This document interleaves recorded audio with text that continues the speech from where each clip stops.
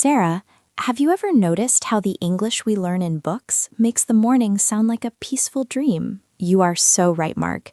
In a textbook, it is always a slow conversation. Good morning. How did you sleep?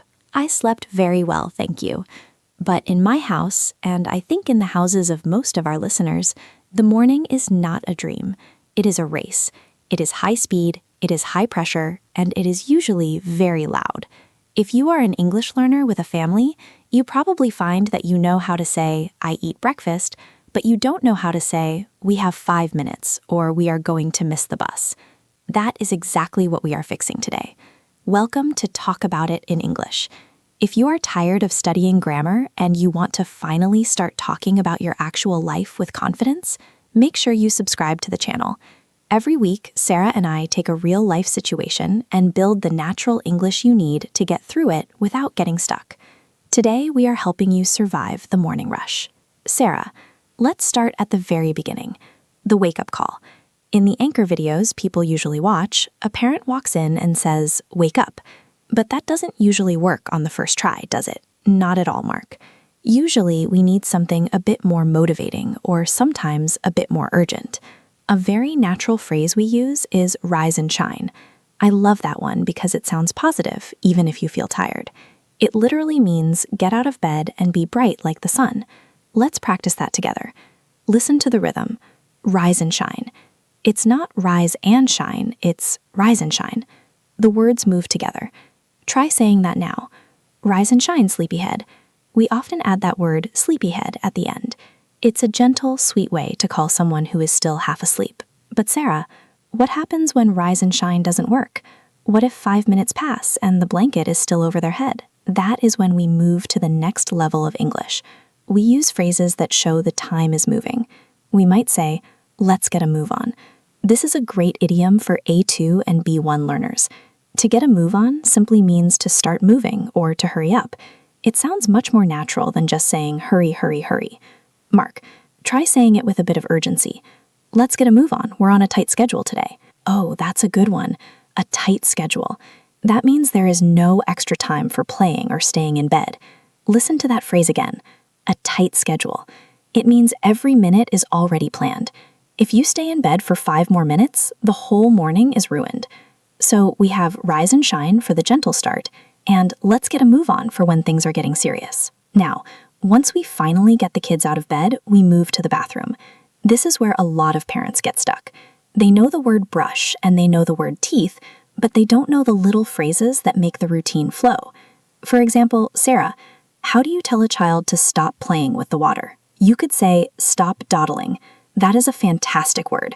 To dawdle means to move very slowly or to waste time doing nothing important. Stop dawdling and brush your teeth. Or you can use the word focus. Focus on what you're doing. Another very important part of the bathroom routine is the word spit. When you are teaching a child to brush their teeth in English, you have to say, spit it out. Don't swallow the toothpaste, spit it out. It's a short, sharp command. Let's repeat that, spit it out. Sarah, I think the biggest challenge in the morning isn't the teeth though, it's the clothes. In my experience, this is where the English really starts to break down for learners, because there are so many small prepositions. You have to say, put on your socks, but then you have to say, take off your pajamas. And then there is the problem of the clothes being the wrong way. That's a huge one, Mark. We have 2 main phrases for this. The first is inside out. This is when the part of the clothes that should be against your skin is on the outside. You might say, your shirt is inside out, let's fix it. The second phrase is backward or back to front. This is when the front of the shirt is on your back. Your sweater is on backward, put it on the right way. Let's slow down for a second and look at the pattern for clothes. The most common verb is put on. Put on your shirt, put on your pants, put on your shoes. But in a rush, we often use the verb get. Get your shoes on. It sounds a little more informal and a little faster. Get your shoes on, we need to leave. Mark, let's do a little speed drill for the listeners. I will name a piece of clothing and you give the command. Ready? Socks. Get your socks on. Jacket. Put your jacket on. Shoes. Get your shoes on. This is a great exercise for you to do at home. Don't just think about the words. Say them out loud while you are actually moving. That is how the English stays in your mouth and doesn't just stay in your head. Now we are in the kitchen. Breakfast is usually a disaster area when you are in a rush. Sarah, what are the phrases you use to make sure the food actually gets eaten? Well, Mark, we often use the phrasal verb eat up. We use up with many verbs to mean finish or do it completely. Eat up your eggs, drink up your juice. It sounds more like a complete action than just eat your eggs. Another very common phrase for parents is take 2 more bites. Just 2 more bites and then we can go. It's a way of negotiating.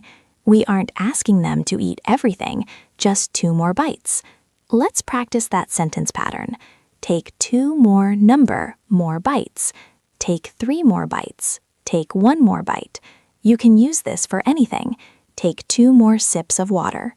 While they are eating, you are probably doing something else, right? You are packing the bags. You are looking for the keys. This is where we use the phrase, where is your? Where is your backpack? Where is your lunchbox? And a very important one for rainy days, where is your umbrella?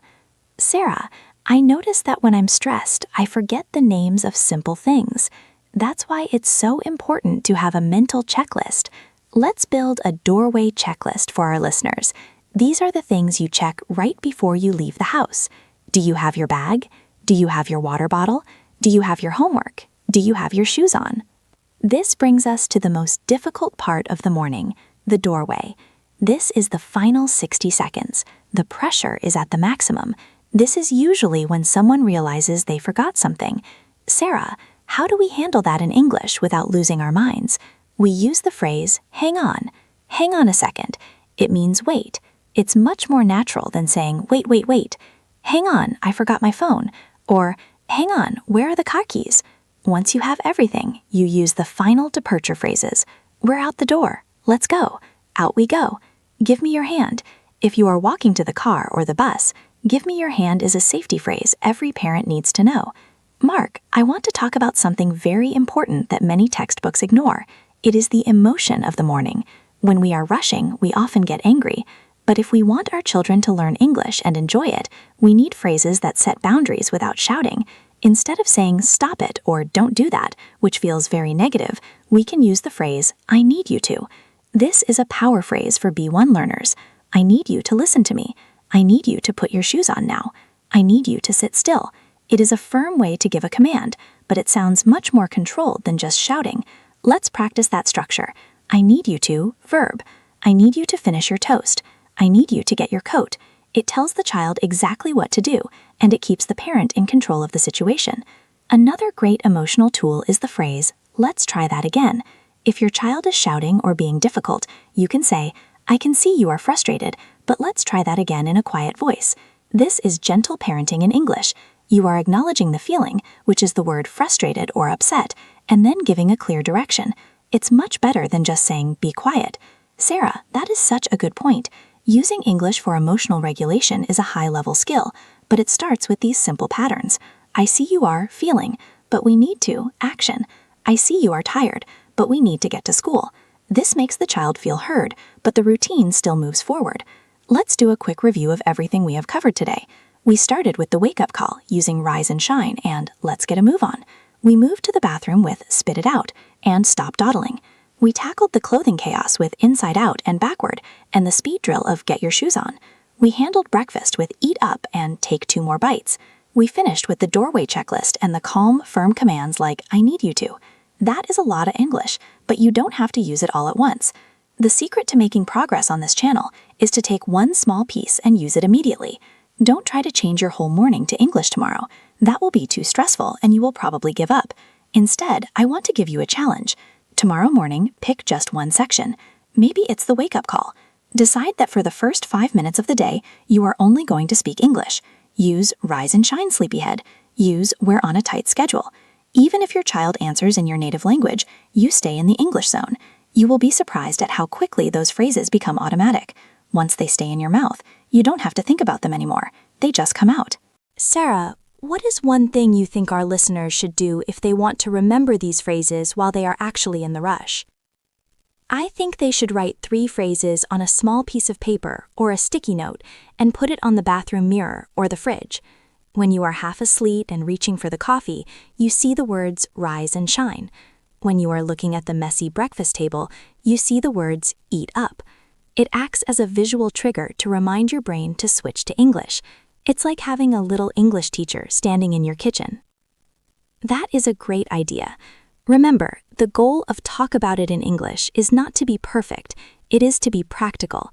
Your life is busy, your life is real, and your English should reflect that. If you found this lesson helpful and you feel a little more confident about your next morning rush, please give this video a like. It tells us which topics are most important to you.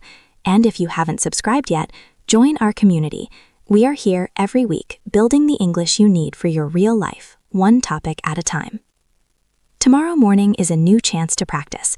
Don't worry if you forget a word or if you make a mistake. The only mistake is staying silent. Use your hurry up phrases. Keep your cool and keep talking. You are making real progress every time you choose to use an English phrase instead of a native one. We are so proud of the work you are doing. Go out there, survive that morning rush, and we will see you in the next episode to talk about something new. Happy practicing, everyone. You've got this. Turn that chaos into a conversation. Final reminder, don't forget to check your doorway list. Shoes, bag, keys, and your English confidence. See you next time.